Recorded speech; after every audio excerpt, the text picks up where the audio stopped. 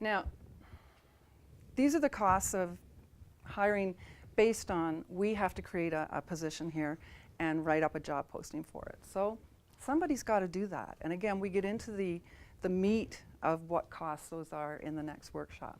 But here we just kind of give it out. Like, most people just don't think about what's involved with hiring somebody.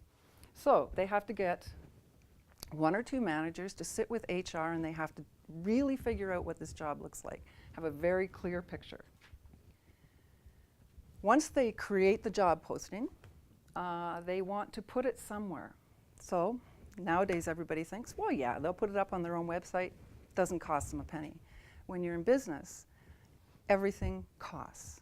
So they have an accountant who keeps track of how many minutes a person is taking to post something on the internet. There's probably a whole department just for that web page. So there's a cost. Then they gather the documents and they have to review them. Just like I explained with Georgian College, somebody has to go through those resumes. And then they have to interview the person. So, you know, that's pretty important. That is the last step and final step, and if you don't make the cut, there's a reason for it. So don't ever be afraid to follow up on your interview and say, how could I have done it better since I didn't get the job? Any questions so far? You guys are really quiet. Okay, this is from a Government of Canada website, and the site is at the bottom of here, and it's also at the bottom of the PowerPoint. So what I want to point out here, because a lot of people say, yeah, but a lot of companies already have the job posting in place, so they don't have to redo that, so it's really not costing this much to hire somebody. But any oversimplification can create extreme inaccuracy. It is huge. And when you're in business, have you had to experience this? Because it's just the 3 of you, you're not hiring. So if you were thinking of hiring, I think you'd get a really good idea of just how much it costs to do so. So I'll let these come up, and then I'll speak to it a little bit, because these are huge, I'm sure you're thinking. Right? Executive, it costs $43,000 every time you're looking at hiring an executive before you ever make them an offer. $43,000. That could be because you're using search firms, and they're very expensive. Could be all the other things involved with getting the posting up there and the hiring process, but 9 times out of 10, if you're looking at an executive, it's much more in-depth, much more time-consuming. And managers are very close to that, $17,000. Technical, $13,300, and if you're just hiring for a secretary, it's still going to cost you $3,300 before you ever make an offer, and that's per applicant. Okay? So when Synovus came to a breakfast networking event that we had here on campus, the gentleman was from HR. I believe he called himself a recruiter. And he said Synovus has figured out that to hire an engineer, it costs $20,000 before they ever hire them. So you don't want to lose those people. You want to retain them. Retention is huge. But when you do lose them, attrition costs an incredible amount of money. So they make you an offer, you say yes, you have to be trained.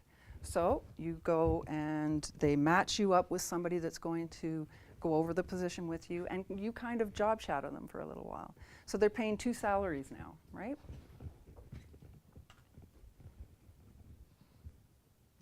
They figure by the time you know everything you can know about that company that you possibly can know, who my clients are, what products and services I have, what's the business culture like here, everything that you know, that be comfortable so that they can put you in front of a client and you won't lose that client by something you say, whether it's an error you've made and the client got angry because you told them the wrong thing, or for whatever reason. They think it takes about 3 years for them to just begin to make money off of you. So when you're made a job offer by one company and you stay there 1 or 2 years and then leave, they've just trained you and not made anything off you at this point. Keep that in mind. I'm not saying you should or shouldn't leave. It's totally up to you.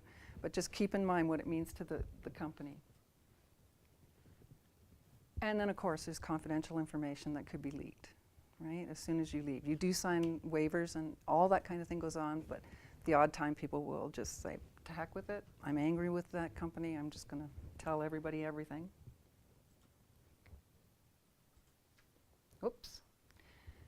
You're asking for $60,000 or more perhaps a year, and you need to convince the company that you're worth that. So if somebody's saying to me, and I'm hiring, well, my expectations are $60,000 a year or more, and I'm going to say to you, okay, then tell me everything you know about my company. Tell me everything you know about my culture. Tell me everything you know about my clients, and tell me everything you know about my products and services. And please don't miss one thing, because you're asking me for an awful lot of money. Okay?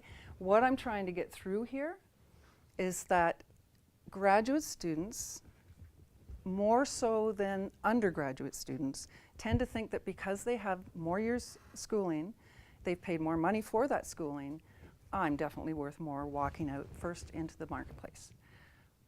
Think that if you like, and good luck. However, I have to tell you that employers are saying, we don't hire grad students because they want too much money. And when we do hire grad students, they enter at everybody else's level, entry level. But they accelerate much more quickly. So keep in mind, you're going to do your due diligence, because when you're in that interview and they are going to ask you, how much money are you expecting to make? Do your research. There's a number of websites for, is anybody an engineer? APEGA, right? Many of them follow APEGA, and APEGA is very close to different engineering societies as well, who also publish their wages.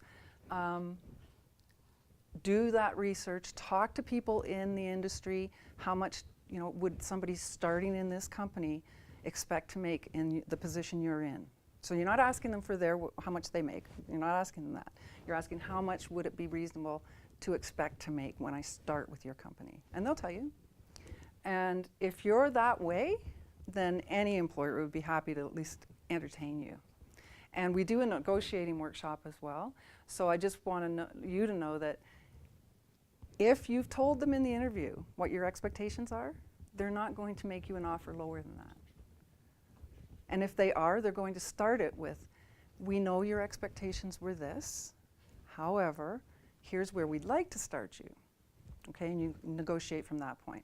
But the thing is, that's why they ask that question, to rule you out if you're not going to be realistic about what you could earn starting out with that company. It's all about the company. It's all about the pain they're in. And nobody has $60,000 sitting on a shelf that they just want to, oh, here, give it to this person. What the heck? They're not willing to part with it without something in return. So I have a question. Mm-hmm. What if you say a number is lower than average? Lower than? Like the average wage. Well, you got to be careful with that. I'm just going to do that and go back. You got to be careful with that, because when you price yourself lower, now they're thinking, why? You're in a consulting business, and let's just say everybody in your field in consulting is charging $150 an hour. What field is it? It's strategy. Strategy for just every business? Mostly in oil and gas. Yeah, okay. So it's pretty easy to figure out, and probably they're pricing themselves out more like $300 to $500 an hour. And then you go in $100 less. What do you think they're thinking? We are not doing a good job. They're not good, so we don't want to go with them. They're too low. So you really need to know what your worth is, and the best way to do it is to investigate. Hi, come on in. No, sorry, it must be in that boardroom. Sorry for the ones watching. There are websites and everything, but check with the people in the industry, and that's what you're worth, okay? Because it really makes a difference to how many people are thinking, oh, they're too low or they're too high.